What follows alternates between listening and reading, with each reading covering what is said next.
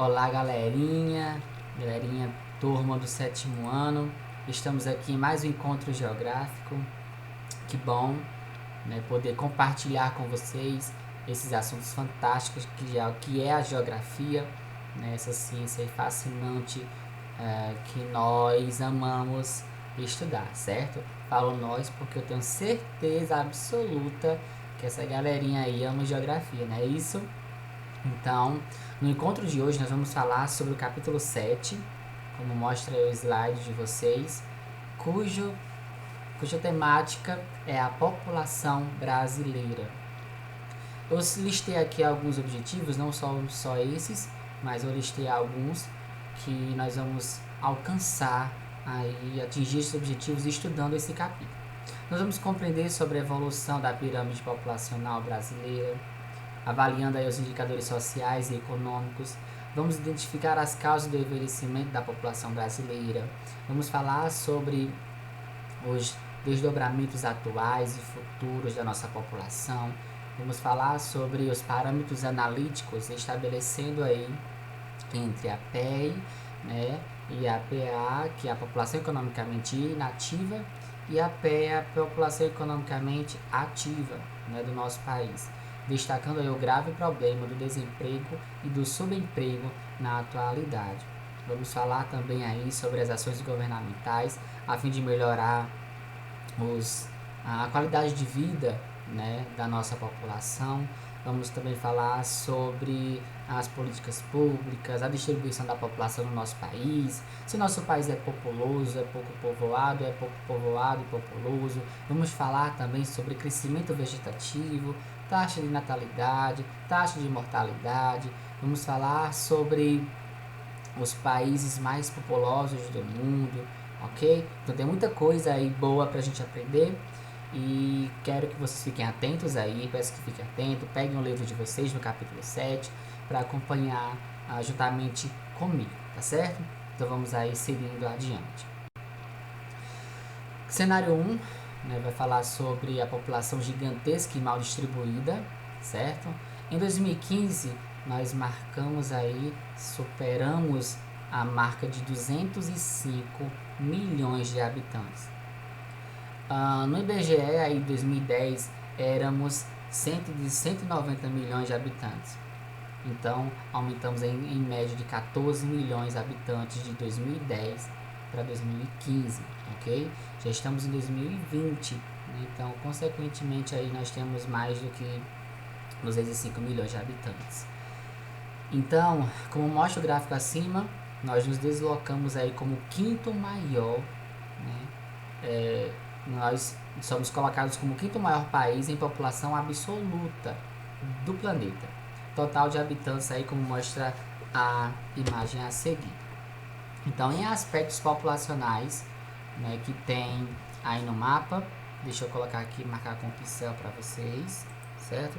O primeiro país mais populoso do mundo é a China, certo? A China vem liderando aí com 1.977.982 habitantes.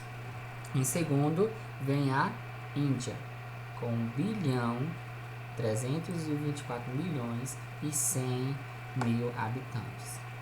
Em terceiro lugar vem qual? Estados Unidos, certo? Com 323.100.000 habitantes. Em quarto vem quem? Indonésia, certo? Com 261.120.000 habitantes. Em quinto lugar, o nosso país aí com já 207.700.000 habitantes. E o sexto país mais populoso, Paquistão, com 193.200.000 habitantes, certo? Então, nós temos crescido, né? Mas o crescimento populacional da nação brasileira antigamente era bem mais intensa, né? Hoje houve uma diminuição aí drástica, né, gigantesca, e nós vamos entender os fatores, né, que trouxeram a diminuição do crescimento populacional, ok? Então vamos lá. Na página 165 vai diferenciar aí na primeira parte da folha o que é a população relativa, o que é a população absoluta, o termo país populoso, certo? Mas pouco povoado. Vamos com calma aí para a gente entender esse assunto. Vamos lá. A população absoluta, ela refere-se ao conjunto, né, da população total de uma região, certo? De um país, por exemplo. Uma região com elevada população absoluta, ela é considerada populosa. Já a população relativa diz respeito à relação entre a população absoluta e a extensão territorial, obtendo assim um número de habitantes por quilômetro quadrado da região ali analisada, pesquisada. Essa relação é também chamada de densidade demográfica. Quando uma região apresenta um número de elevado de habitantes por quilômetro quadrado, é considerada povoada. Vamos lá. O Brasil é um país populoso. O Brasil tem uma grande quantidade populacional, 207 milhões de habitantes, né? Realmente um país populoso. Mas significa dizer que ele é um país pouco povoado porque a densidade demográfica dele é baixa. Existe pouca gente por quilômetro quadrado. Quando eu pego, né, a população 207 milhões de habitantes e vou dividir aí pela extensão territorial do Brasil, 8 milhões, né, em média de quilômetros quadrados aí de extensão territorial, vai dar em média aí 24 habitantes por quilômetro quadrado. Então, esse dado aí da população relativa é baixa, então ela é considerada pouco povoado, certo? O Brasil é considerado pouco povoado. Então, a população absoluta é o quantitativo total de habitantes de uma região, de um país, de uma cidade. A população relativa é o dado que vai dar, a quantidade que vai dar quando eu pego a extensão territorial, certo? Juntamente com a quantidade populacional e divido aí e vai dar aquele valor, certo? E aquele valor final vai ser a população relativa, ok? Então, se esse dado tiver, por exemplo, 700 habitantes por quilômetro quadrado, ok? Então, a população relativa é alta, ok? E a densidade demográfica, sim, né, logicamente vai ser alta, certo? E eu vou dar um exemplo aqui para vocês. Por exemplo, no Brasil, em média, 24 habitantes por quilômetro quadrado. Lá no Japão, né, em média, 350 habitantes por quilômetro quadrado.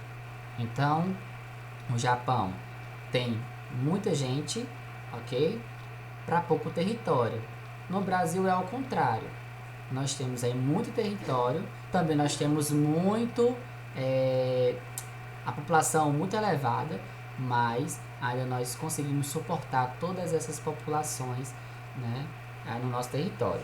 Mas eu vou falar um pouco mais na frente sobre a distribuição desigual dessa população que aconteceu no nosso território, certo?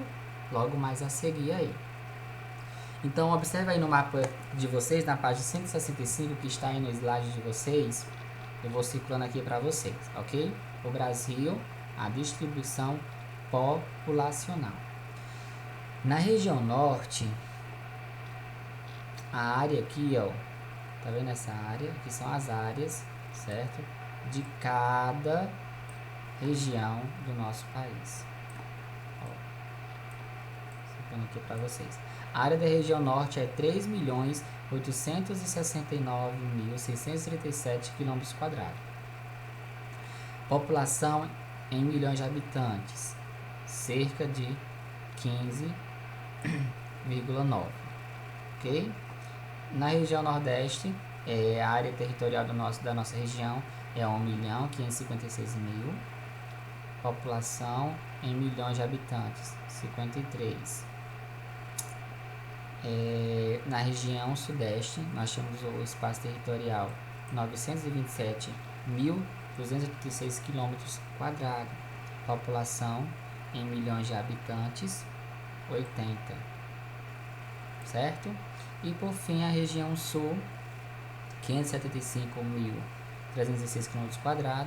E a população em milhões de habitantes, 27,5. Então, você observa aqui que a distribuição está completamente desigual. Por exemplo, Na região norte nós temos 15,9 habitantes por quilômetro quadrado, enquanto na região sul é 80, certo? Então nós não tivemos aí uma divisão igualitária nos nossos territórios, por N fatores que vamos falar logo mais à frente, certo? Um deles é a economia, ok? É o espaço geográfico em si, né? Então, vocês viram lá no capítulo passado que fala sobre as migrações. As migrações influenciaram demais no povoamento dessas regiões e da desigualdade, né, de distribuição da mesma, ok? Então, resumindo aí, nem toda região populosa é povoada, ou vice-versa, né? Então, nem todo o país que vai ter muita gente na sua população absoluta vai ser povoada. E nem toda região povoada vai ser populosa, né? Por exemplo, vamos pegar aqui, então tem uma área pequena, né, extensão territorial pequena, então é populosa, certo? Mas consegue ali, né, distribuir de forma igualitária, ok?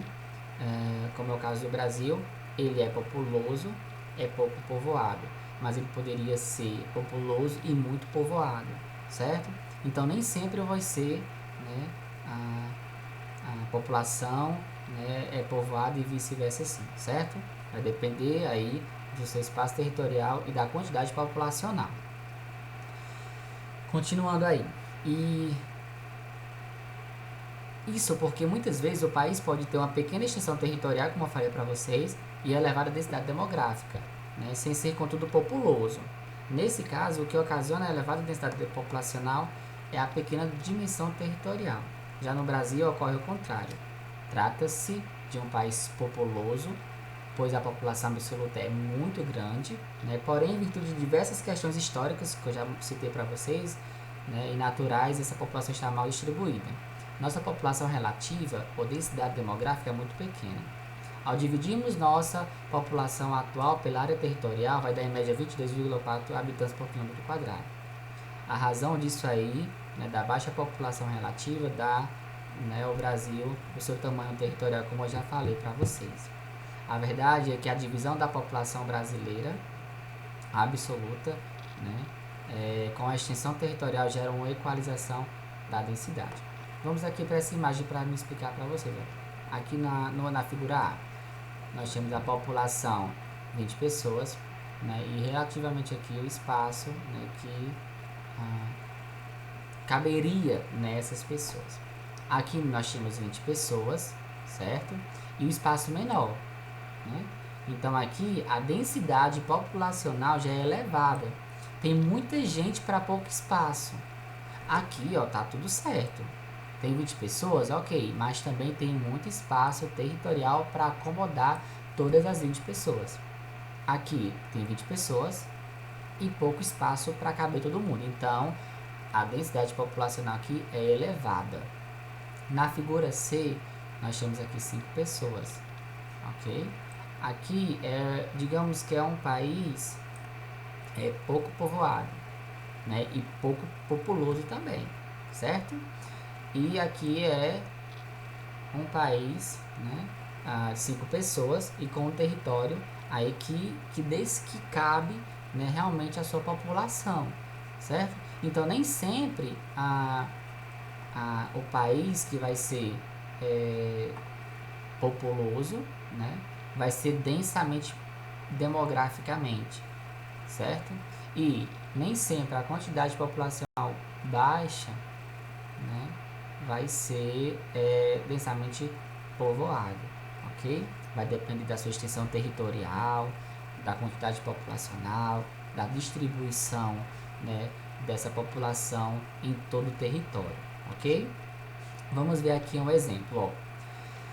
Vale salientar aí, né, que este número é uma média, pois ao analisarmos por áreas específicas, veremos que, em virtude de vários fatores aí, né, a densidade demográfica muda. Por exemplo, na região amazônica que está circulada no mapa, em média 4 habitantes por quilômetro quadrado, certo? Lá na região sudeste, por conta da economia, do crescimento econômico industrial, certo? nós temos o aumento da densidade demográfica, 86 habitantes por quilômetro quadrado. Na região amazônica aqui nós temos 4 apenas, certo? Isso porque o espaço geográfico não facilita, né, a ocupação humana, certo? Por conta aí da natureza da floresta amazônica, mas todo mundo foi, né, para a região sudeste por conta da forte economia, que tornou a principal atração e polo atrativo econômico do Brasil, né, que vocês viram no capítulo passado aí com as migrações dentro do nosso território, tá bom? Vamos lá. Então aqui está o crescimento da população brasileira. Falar sobre população, né, sobre crescimento populacional, não tem como não falar sobre crescimento vegetativo. Mas, professor, o que é o crescimento vegetativo? É a diferença, né, ou é o resultado da taxa de natalidade com a taxa de mortalidade. Por exemplo, para mim saber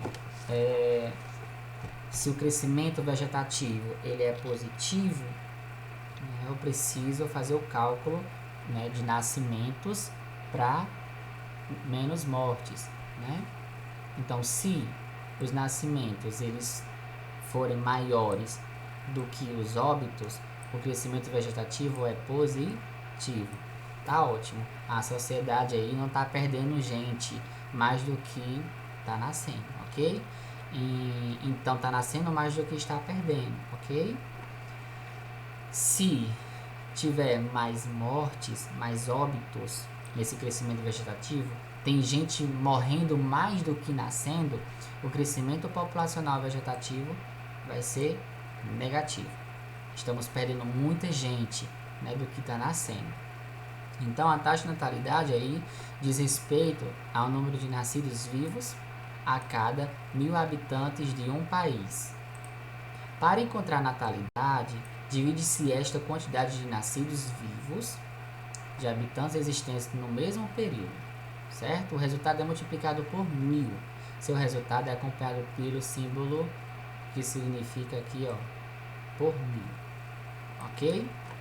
Então, para me calcular a taxa de natalidade, eu pego o número de nascimentos, né, do ano, aí faço a multiplicação por 1.000, né, sobre a população absoluta ou total daquela região, para me calcular se o crescimento da taxa de natalidade é positivo ou negativo, se está nascendo mais gente ou se está morrendo mais pessoas.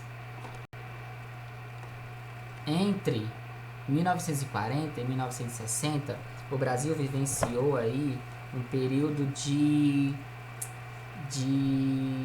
aumento, né, da taxa de natalidade. Estava nascendo muita gente nesse período. 3 fatores favoreceram aí o aumento dos nascimentos. O primeiro foi a população que vivia mais no campo, né, onde tinha a mente aí que se tivesse filho era mão de obra, né, na agricultura. Quanto mais filho, mais mão de obra, né, na agricultura familiar, e quanto mais filho tem, mais produção teria, ok? Então, logo depois veio a política pró-natalista do governo de Getúlio Vargas, onde Getúlio Vargas propagava a ideia de que crianças hoje, trabalhadores amanhã, né? Então tinham filhos para trabalhar mesmo. E depois veio a pequena disponibilidade de métodos contraceptivos.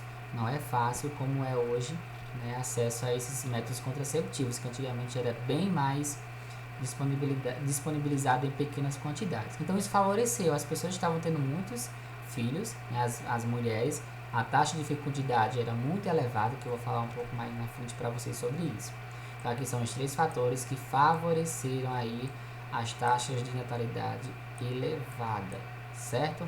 População que vivia mais no campo, tinha mais filhos para trabalharem na agropecuária, sustento do núcleo familiar, a política pró-natalista do governo de Getúlio Vargas, né? Criança hoje, amanhã um trabalhador, ok?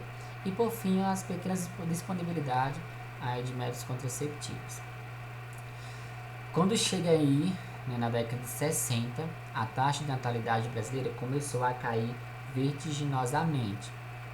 Vou citar aqui para vocês 3 fatores que fez com que a taxa de natalidade caísse. Como assim, professor? Não tivesse mais tanto nascimento como tinha na década de 40 até chegar na 60, ok? O primeiro fator foi que a economia brasileira passou progressivamente a ser industrial. Como foi que isso aconteceu? Aconteceu o deslocamento de pessoas do campo para a cidade, em busca de melhoria de vida, de segurança, de saúde, certo? Que só tinha na zona urbana, não tinha na zona rural. Isso fez com que acontecesse o êxodo rural, né, e as pessoas deixassem, né, o campo para morar na cidade em busca de empregos regulares, salários maiores, assistência médica hospitalar. E com isso aí, dentro da cidade, a qualidade de vida, né, exigia um preço. Você viver na cidade existe um preço. E para você se sustentar é difícil, imagine com fez. Então isso fez com que a taxa de natalidade caísse mais. Depois, nas cidades, os custos para a manutenção, né, são bastante elevados, aí que acontece a redução de números de filhos por casais.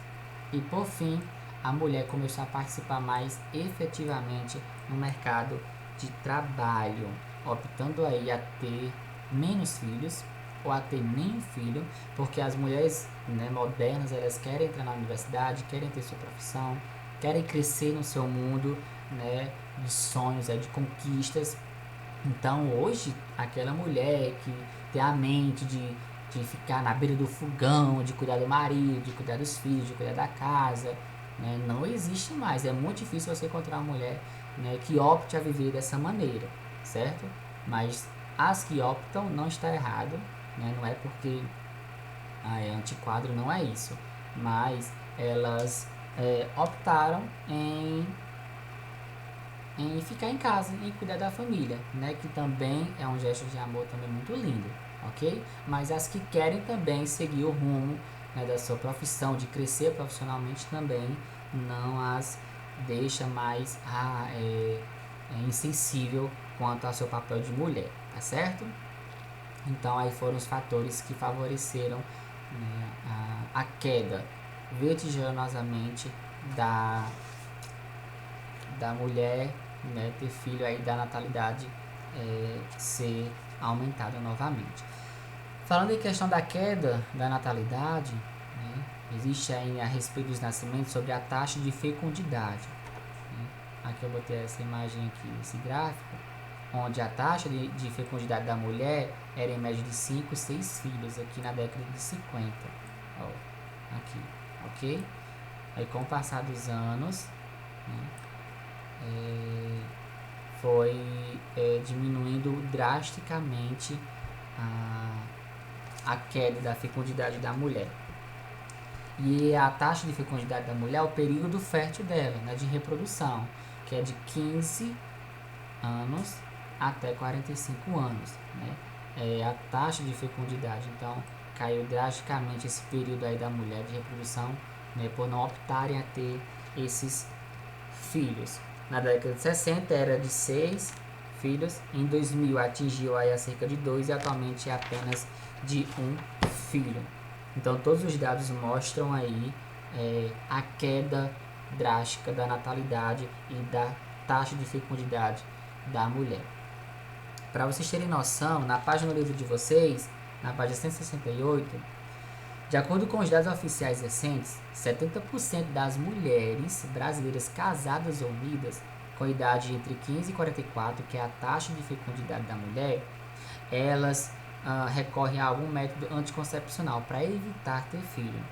Destas 70% que eu falei para vocês, 44% fizeram histerectomia e não poderão ter mais filhos. Então optam para nunca mais, né, ter filho, fazendo esses procedimentos cirúrgicos para não mais reproduzirem, certo? Então com isso aí tem aumentado cada vez mais a diminuição da taxa de fecundidade e consequentemente da natalidade. Aí a taxa de fecundidade que eu botei para vocês verem. Então vamos lá. A melhoria na qualidade de vida e na queda da mortalidade. Não tem como falar de pessoas, de população, sem falar de qualidade de vida e sem falar da morte também, né? Nem só de nascimento se vive a população, né? A morte, ela faz parte do processo populacional aí da vida também. Então, tecnicamente, a taxa de mortalidade corresponde ao quê? Ao número de óbitos por mil, né? Mesmo lá da natalidade, e de uma região. E é calculada a partir da divisão do número de óbitos em determinado período pela população total e a multiplicação desse resultado por 1000. Pega o número de mortes, ok, ó, número de óbitos aqui em determinado período pela população total, ok, pela população total, multiplico, né, e esse resultado aqui eu vou dividir, fazer a multiplicação por 1000, ok? Aí vai me dar um dado, né, de que a queda, né, ou não houve queda da mortalidade, certo? Naquele ano ali. Por exemplo, uma região de 100, né, de 100 mil habitantes. O resultado desse cálculo aqui deu 5,5, ok?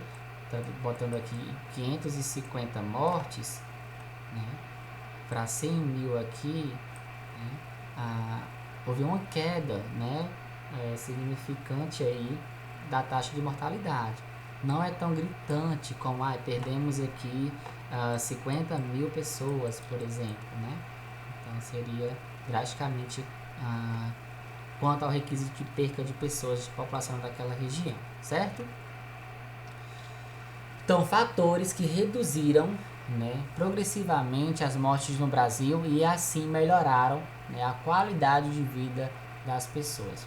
Os avanços na medicina, como produção de novos medicamentos, diagnósticos, né, que formam o tratamento, que precisam a cura, né, de diversas doenças, melhorias nas condições sanitárias, no saneamento básico, criação de sistema, abastecimento de água, redes de coleta, tratamento de esgoto, coleta sistemática do lixo, ampliação do sistema de educação pública, oferta de alimentos, campanhas de vacinação, elevação da renda média do trabalhador. Então, esses aí são fatores, né, que favorecem progressivamente a diminuição das mortes.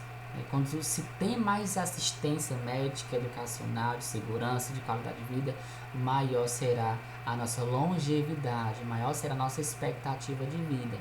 Professor, o que é expectativa de vida?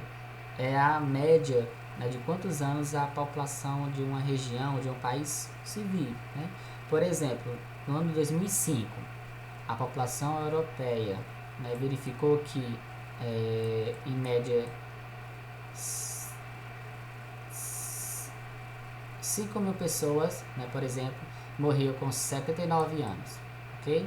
Então, a expectativa de vida da Europa é 79 anos. No ano 2012, morreram 300... vamos botar aqui, 3 mil pessoas, né, no interior do Ceará, ok? Com a idade de 60 anos. Então, a expectativa de vida de lá vai ser 60 anos, porque a maior parte da população chega nessa idade e morre, tá bom? Então, esses são vários fatores que reduziram a mortalidade no nosso país. Aí eu já falei para vocês a respeito da expectativa de vida, né? Eu vou mudar aqui o pincel e vou colocar uma caneta para me riscar aqui para vocês entenderem melhor. Então, quando você olha a pirâmide etária, a base dela é a de nascimentos, certo? E você vai subindo aqui a pirâmide, ó, né? E aqui, consequentemente, a idade. Então, aqui vai ser de 0 a 9 anos, 10 a 9, né? 9 a 10, desculpa, 20 a 29, 30 a 39, 40 a 49 e assim sucessivamente. A mulher e o homem. No ano de 1980, a base da pirâmide etária é mais larga que o pico dela aqui, né? Que o final dela. Até 91 aí, ó, permanece, né, a mesma natalidade. Olha aqui, já em 2000, a diminuição da base dela, porque houve uma diminuição de nascimentos por conta de que? Da natalidade, né, baixa, da fecundidade da mulher, da presença da mulher no mercado de trabalho, certo? Do custo de vida que é alto, então as pessoas optam em não ter filhos, né? Principalmente o novo papel da mulher no cenário aí da sociedade moderna, certo? E por conta disso que tem a base da natalidade baixa, a população fica envelhecida. Olha aqui para cá, ó, em 1980 existia mais jovens do que idosos, certo? Olha aqui, ó, a margem aqui, ó, é maior que aqui, certo? Então, ó, 70 a 79 tinha pouquíssimos jovens, velhos, né, idosos. Aqui mais jovens, aqui também, e a menor porcentagem aqui de idosos. Olha para cá, já em 2000, né? Aumenta a quantidade de idosos, porque a expectativa de vida, a esperança de vida aumentaram, certo? Então hoje as pessoas vivem mais, e isso traz a consequência de quê? Da população idosa, certo? Que precisa de atenção, que precisa aí ser implementado políticas públicas para o idoso, né? Aposentadoria, né? Auxílios de medicamentos, salarial, ok? N fatores que precisam ser investidos para acolher, né, o povo, né, idoso do nosso país, que tanto precisa, né, de acolhimento. Então, para observar todo o cenário de desenvolvimento, de crescimento, em várias áreas dos países em si, tem o IDH, né, que é o Índice de Desenvolvimento Humano. O IDH, ele observa, né, 3 pontos, 3 dados específicos de cada país, para saber se aquele país está precisando de ações políticas, está precisando de melhoria, de qualidade de vida, precisa ser investida, né? Que é o caso da expectativa de vida ao nascer, né? Se tem pessoas ao nascer aí morrendo porque não houve um pré-natal apropriado, não houve acompanhamento, né, apropriado. A educação, né, é um fator muito importante também, assim como o produto interno bruto, né, per capita, né? Tudo ali que é gerado no país é distribuído aí como renda per capita. Então, todos esses fatores aí são analisados pelo IDH, e os dados quantitativos desses pontos vai dizer se o país precisa de um olhar, né, mais diretivo aos problemas e dizer se é desenvolvido humanamente ou não, ok? Aí nasce as políticas de inclusão social diante dos dados do IDH, quando ele é posto aí, né, das nações. Então os países começam a fazer ações, políticas de inclusão social para melhoria, né, da qualidade e ser mais justo na distribuição de renda, certo? Então o Brasil, ele está aí no 73º na posição do IDH entre 169 países, com 0,699 de pontuação no IDH. Como assim, professor? O IDH vai de 0 a 1. Quanto mais próximo a 1, o desenvolvimento humano, né, daquele país tá ok, tá show, tá muito bom. Então, quanto o dado mais próximo ao 0, né, então o desenvolvimento humano daquele país está terrível e precisa ser reinventado, né, precisa ser criado políticas públicas para acabar e combater as desigualdades sociais, certo? Então chega aí, né, nas últimas décadas, no governo federal aqui no Brasil, promovendo políticas de inclusão social que busca, né, que tenta acabar, e o objetivo é combater, né, erradicar aí as desigualdades sociais com os seguintes programas que foram feitos, que é bem conhecido também, né? O Bolsa Família, sistema de cotas, novos investimentos em geração de emprego e habitação, né, permitiram ao Brasil, mesmo lentamente, né, uma reordenação, organização da distribuição da renda, da elevação da qualidade de vida e dos rendimentos sociais, né? O Brasil cresceu muito, de forma lenta, mas cresceu. Hoje nós temos uma nova realidade no nosso país quando o assunto é expectativa de vida, políticas públicas, sociais, né, o combate à fome, o combate às desigualdades sociais e econômicas, certo? Mas ainda precisamos crescer muito, precisamos ir além, certo? existe muita desigualdade ali no nosso país, muita pobreza, muita miséria, e precisamos, né, realmente combater essas desigualdades. Para a gente finalizar o nosso encontro de hoje, eu vou colocar aqui para vocês assistirem esse vídeo, então, um pequeno resumo do que a gente viu durante esta aula. Prestem atenção, certo? Vou colocar aqui para vocês assistirem. Vamos lá. Olá! Bem-vindos a mais um vídeo do Olhar Geográfico.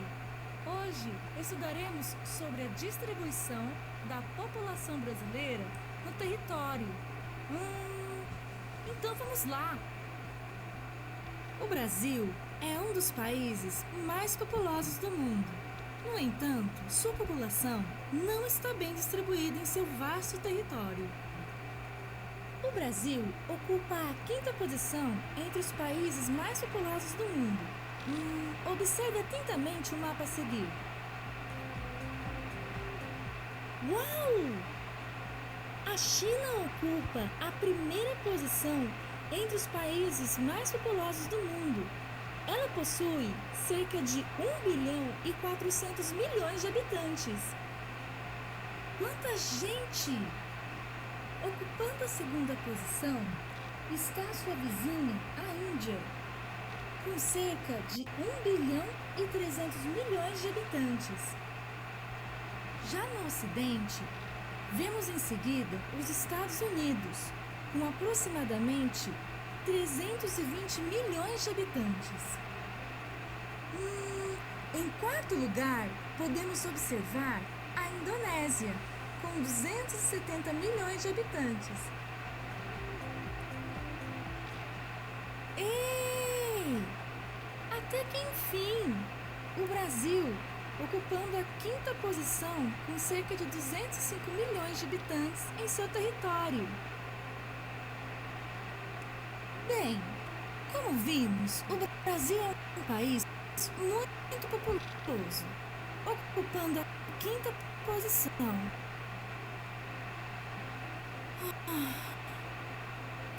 Porém pouco povoado. Parece um pouco confuso, mas vamos ver o que isso significa? Pronto. Aí está só um pedacinho para vocês, né, verem a 5ª colocação do nosso país como um dos maiores países populacionais do mundo, né? Então ela começou a enfatizar ali no vídeo, né, que deu que ele é um país populoso, mas é pouco povoado, né? Significa dizer que ele tem muita gente no seu território, a sua população absoluta com seus 207 milhões de habitantes, mas é pouco povoado por conta que existe muito território, né, e não tem muita gente próxima uma à outra, né? Professor, quando é que eu sei que um país ele é pouco povoado? É quando eu pego a quantidade populacional do meu país ou de uma região e vou fazer a divisão pelo espaço territorial, certo? Então eu pego aí esse espaço territorial juntamente com a população, faço a divisão e vai dar aí, média no nosso país, 22, 24 habitantes por quilômetro quadrado. Para vocês terem noção, certo? Lá em Bangladesh, né, na Índia, nós temos a quantidade de pessoas por quilômetro quadrado, 700 habitantes por quilômetro quadrado, enquanto no Brasil é 24 apenas, certo? Então lá a população relativa desse tempo populacional é altíssima, enquanto aqui no nosso país é baixo. Ele é muito populoso, certo? Não é muito povoado. Aqui é muito populoso e pouco povoado. Pouco povoado porque tem pouca gente ali próxima uma à outra. Imaginamos que aqui é, né, na tela que vocês estão me vendo aí no vídeo. Digamos que eu coloquei 700 pessoas aí nessa tela que vocês estão me vendo no vídeo, certo? 700 pessoas, não vai ficar muita gente nesse espaço, vai ficar muita gente apertada, um pegando no outro, um apertando aí o outro, né, um encostando no outro, porque não tem como se distanciar, certo? Aí Bangladesh, né, a densidade populacional é densa, é cheia, é apertada, tem pouco espaço para muita gente. No Brasil, né, digamos que esse espaço aí do vídeo que vocês estão me vendo, eu coloco 24 pessoas né, no espaço de quilômetro quadrado, ok? Quilômetro quadrado. E coloco 24 pessoas. Não vai dar aí sossegado as pessoas ficar um pouco distante da outra, vai ficar de boas, né, porque o espaço territorial acomodou, né, todas essas pessoas, certo? Então nós vamos parar por aqui nessa primeira parte. Na próxima aula online eu tiro as dúvidas até aqui onde eu expliquei, né, para a gente, né, fixar mais o conteúdo dessa aula, e no próximo encontro vocês vão ver a parte 2 deste capítulo, certo? Foi um prazer estar aqui com vocês e logo juntos vamos vencer o Covid-19 para estarmos todos unidos ali na nossa escola, que tanto gostamos de estar ali aprendendo muito naquela natureza que é a nossa escola, certo? Então, até o nosso próximo encontro.